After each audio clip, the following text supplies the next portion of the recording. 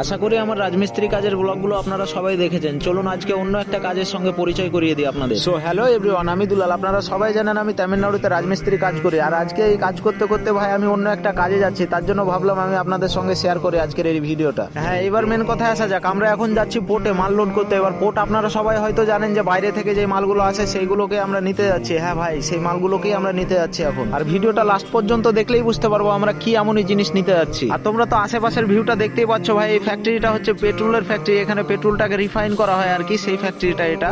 So আমরা পোর্টের দিকে এগোচ্ছি আস্তে আস্তে। চলো পোর্টে গিয়ে তোমাদের সঙ্গে দেখা হচ্ছে। সো ফাইনালি গাইস, আমরা কিন্তু পোর্টের গেটে চলে এসেছি এখন। আর গেট থেকে আমরা ভিতরে ঢুকবো। তো দেখতেই পাচ্ছ তোমরা আশেপাশে কতগুলো কন্টেনার পড়ে আছে। এই কন্টেনার গুলোতে যে কি কি এসছে ভাই বাইরের দেশ থেকে, এটা আমি নিজেও জানি না। সো ফাইনালি গাইস, আমরা কিন্তু আমাদের গন্তব্য স্থানে পৌঁছে আমাদের কাজগুলো স্টার্ট করে দিই। আর আমাদের কাজ ছিল ভাই এই প্লাস্টিকের ক্রেট গুলো উঠাবার। আর এই প্লাস্টিকের ক্রেট গুলো কোথা থেকে এসছে তোমরা যদি শোনো তোমাদের মাথা খারাপ হয়ে যাবে। এই প্লাস্টিকের ক্রেট গুলো এসছে ভাই ইউএসএ থেকে। আর এই যে কোকোপিট গুলো দেখছো না, এগুলো ভাই আমাদের ইন্ডিয়ান না, কিন্তু এইগুলো দুবাই থেকে এসছে। সো গাইস, এই ছোট্ট একটা ভিডিওর মাধ্যমে তোমাদেরকে অনেক কিছুই দেখিয়ে দিলাম আর অনেক কিছুই জানিয়ে দিলাম। তো আজকের এই মিনি ব্লগটা এখান থেকেই শেষ করছি। দেখা হচ্ছে পরবর্তী একটা ভিডিওতে।